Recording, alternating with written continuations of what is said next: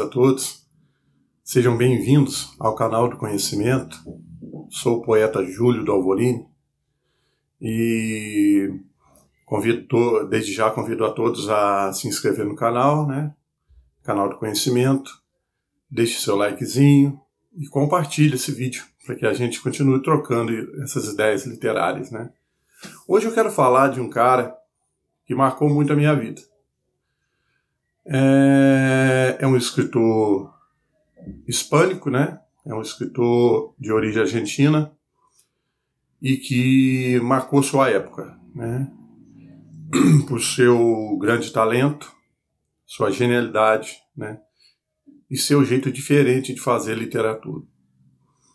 Mas antes de falar quem é esse cara, assim, eu quero falar o que me fez conhecer, né? Me fez me interessar pela obra desse homem, né? Certo dia, minha irmã chegou em mim e me deu um livrinho, um livretinho, né? Falou aqui, ó, tome para você. Eu olhei esse livro e falei, meu Deus, que escritor é esse? Estava escrito Jorge Luiz Borges. Hoje nós vamos falar de Borges. Mas eu não conhecia, eu não sabia quem era Borges. Eu falei, meu Deus, quem é Borges? Primeiro, vou mostrar o livretinho, que eu nunca esqueci, né? A minha irmã já é falecida, e eu nunca esqueci, guardo esse livro, e desde então comecei a me interessar e estudar a obra de Borges. Não sou nenhum especialista, aqui quem está falando é um admirador da obra dele, né? Um fã, né? Então não esperem de mim nada de grande profundidade, né, na obra de Borges. Já existem especialistas preparados para isso. E eu simplesmente vou falar como um fã e como ele entrou em minha vida. O livro é esse. Esse é Borges. Olha só. Essa edição é uma publicação da revista Estilos, né? Esse livro foi lançado em 1985 e se chama Os Conjurados, de Borges. Ela chegou e falou, toma, meu irmão, esse livro. Eu peguei e comecei a ler o livro. Esse livro, para falar um pouco de Borges, antes eu vou falar um pouco sobre a vida dele e tal, mas por enquanto eu quero falar o seguinte. Essa tradução aqui é livre. O jornalista que fez, né, que fez essa tradução, chama Pepe Escobar, né? Com certeza trabalhava na revista e fez essa tradução. Essa tradução é livre, né? Não tem métrica, não tem rima. Para quem não sabe o que é rima, é tipo assim, poetas, sede como as flores, mais suaves, menos graves, nossas dores, flores, isso é rima. E Borges trabalha muito esse tipo de coisa, rima em sua poesia. Mas o jornalista achou melhor traduzir sem usar rima, livremente, né? Porque é muito complexo traduzir Borges, né? O sistema de codificação dele, da forma literária com que ele se expressa é muito complexo. Então, o jornalista preferiu traduzir livremente. E o poema que eu vou recitar hoje, eu queria arriscar um pouco no meu espanhol, mas eu já dominei esse idioma. Hoje, por não alimentá-lo, por não treiná-lo, assim, por não manter, porque a língua é viva, a gente tem que continuar falando. E eu não exercitei mais, então já não é fluente. E eu tenho vergonha de ler, de recitar em espanhol, né? Mas eu vou recitar a versão livre desse jornalista, que é o Pepe Escobar, né, da revista Estilos, né? Porque esse livro não podia ser vendido, eles são junto com a revista, né? Então é um brinde. E é justamente o último livro de Borges. Olha a raridade que ela me deu, e eu não sabia. Porque esse livro saiu em 1985 e Borges falece em 1986. Então, é uma raridade. Eu vou falar um pouco sobre ele, até anotei algumas coisas, né? Porque eu não sou nenhum entendido, né? Com profundidade. Mas o seu nome completo é Jorge Francisco Isidoro Luiz Borges Acevedo, né? Ele nasceu no dia 24 de agosto de 1899, né? Então, finalzinho do século XIX, né? Ele nasceu em Buenos Aires, Argentina, né? E veio a falecer em Genebra, né? Ele tinha mania de dizer minhas pátrias. Ele falava que Genebra era uma de suas pátrias. Então, ele faleceu em Genebra no dia 14 de junho de 1986. Então, olha a realidade. O livro é de 1985 e ele falece em 1986, né?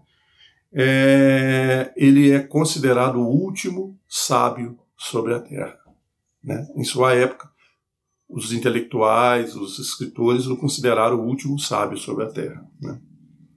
Vamos lá. Em 1914, sua família mudou-se para a Suíça, onde estudou e onde viajou para a Espanha. Quando regressou para a Argentina, em 1921, Borges começou a publicar seus primeiros ensaios em revistas literárias surrealistas. Então, para vocês lembrarem o que é, ele começou a publicar textos surrealistas. O que é o surrealismo? Vamos lembrar de Salvador Dalí, né? É aqueles cavalos grandões com pernas enormes, né? Visões surreais, né? Ou seja, Borges, desde o início de sua produção literária, havia algo místico em sua obra, né?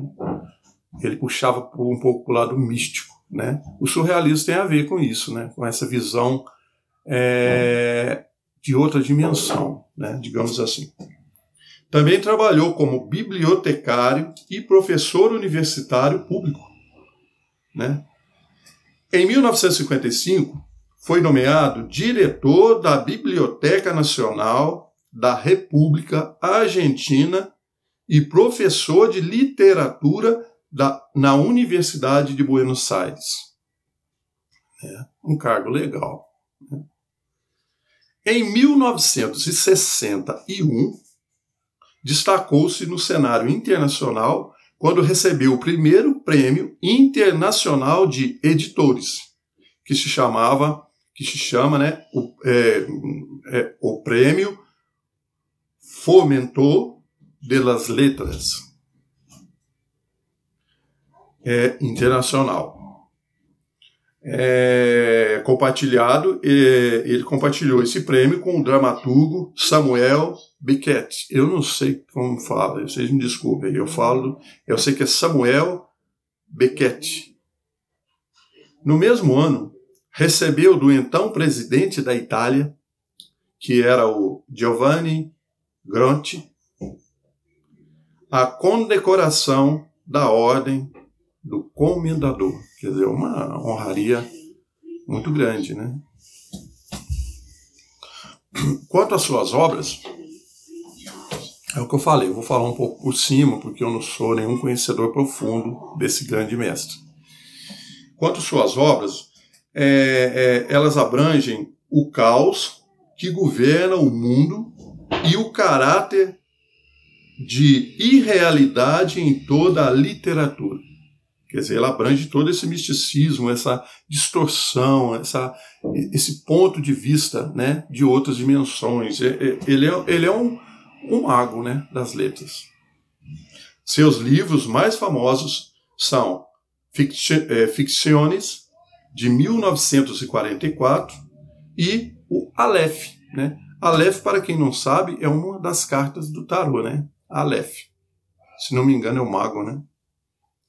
Esse livro é de 1949. E essas obras são coletâneas. Se desculpe que eu estou lendo aqui, porque essas obras são coletâneas, curtas e interligadas por temas comuns, né? Eu não diria temas comuns, né? Mas são temas como sonhos, labirintos, bibliotecas, religião e Deus, né? Seus trabalhos têm contribuído significativamente para o gênero da literatura fantástica. Inclusive, eu participei de um concurso esses dias com literatura fantástica, né? E, graças a Deus, eu fui bem colocado e saiu em uma obra, num e-book, né, da Universidade Federal da Unifal de Alfenas. Estudiosos notaram que a progressiva cegueira de Borges, porque é o seguinte, com o tempo, ele foi ficando cego, né? Foi piorando a sua visão, né? Então eles notaram que essa cegueira ajudou a criar novos símbolos literários através da imaginação, já que os poetas, como os cegos, podem ver no escuro. Que lindo isso aqui. Os poemas do seu último período dialogam com vultos culturais como Spinoza, Luís de Camões, né, o Vate português, e Virgílio, o Vate romano, né? Então ele começa a dialogar com esses vultos, né, em suas últimas produções, né? Ele tem uma memória muito poderosa, então ele não esquece de nada, Borges. Ele lembra de tudo que ele leu, cara, é incrível. E ele vai citando, cita Dom Quixote, né? E vai citando, né? Seu trabalho foi traduzido e publicado extensamente nos Estados Unidos e Europa.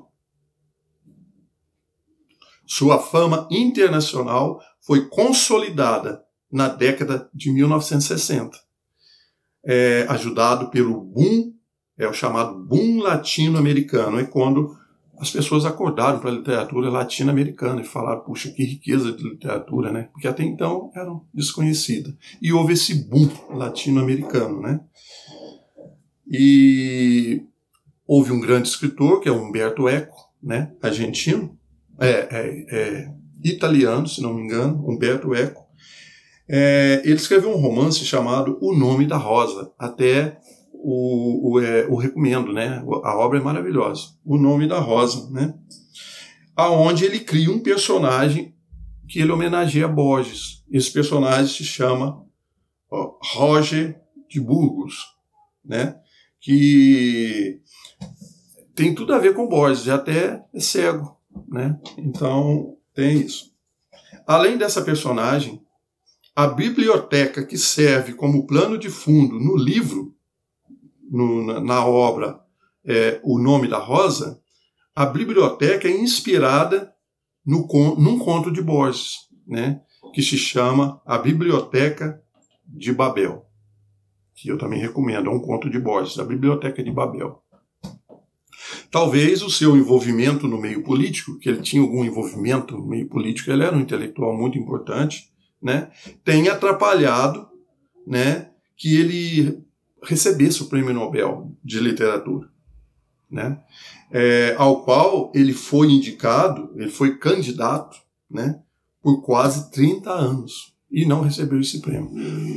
Desculpa. Provavelmente por esse envolvimento com a política, né. Eu vou fazer o seguinte, como eu falei, eu não vou usar recitar em espanhol, né, porque eu não estou dominando o idioma, mas vou citar um texto que, mais uma vez, eu vou citar o nome do jornalista, o jornalista Pepe Escobar, da revista Estilos, fez uma tradução livre. Esse poema se chama Cristo na Cruz. Vocês reparem como ele trabalha os símbolos. Cristo na cruz. Os pés tocam a terra. As 3 vigas são de igual altura. Cristo não está no meio. É o terceiro. A nega barba pende sobre o peito. O rosto não é o rosto das lâminas. É áspero e judeu. Não vejo, e o seguirei buscando até o dia último de meus passos pela terra. O homem violado sofre e cala. A coroa de espinho o lastima. Não alcança o escárnio da plebe, que viu sua agonia tantas vezes. a sua ou a de outro. Dá no mesmo. Cristo na cruz desordenadamente pensa no reino que talvez o espera. Pensa em uma mulher que não foi sua. Não lhe é dado ver a teologia. A indecifrável trindade, os gnósticos, as catedrais, a navalha de Ockham, a púrpura, a mitra, a liturgia, a conversão de Guthrum pela espada, a Inquisição, o sangue dos mártires, as atrozes cruzadas, Joana d'Arc. O Vaticano, que bendiz exércitos, sabe que não é um Deus e que é um homem e que morre com o dia. Não lhe importa. Lhe importa o duro ferro dos cravos. Não é um romano, não é um grego. Geme. Nos deixou esplêndidas metáforas e uma doutrina de perdão que pode anular o passado. Essa sentença foi escrita por um irlandês em um cárcere. A alma busca o fim, com urgência. Escureceu um pouco, já morreu. Ainda uma mosca pela carne, quieta, que pode me servir que aquele homem tenha sofrido, se eu sofro agora. Então esse poema dele, se vê como ele trabalha, é uma metafísica, né? Cristo na cruz. A obra de Borges é toda assim. Ele tem uma obra que eu pesquisei, ela, se não me engano, é argentina, saiu na Argentina, são as obras completas de Borges. É um livro com mais de 1000 páginas, né? Com toda a sua obra, poética, conto, romance, e ele trabalhou em todos os gêneros, e sempre com muita competência, né? Jorge Luis Borges, né? Esse grande mestre intelectual chamado o último sábio sobre a terra. Hoje eu quis fazer essa homenagem a Borges, convido vocês a pesquisar sobre a obra dele, que vale muito a pena. Gente, um abraço, obrigado e até o próximo vídeo. Fiquem todos com Deus.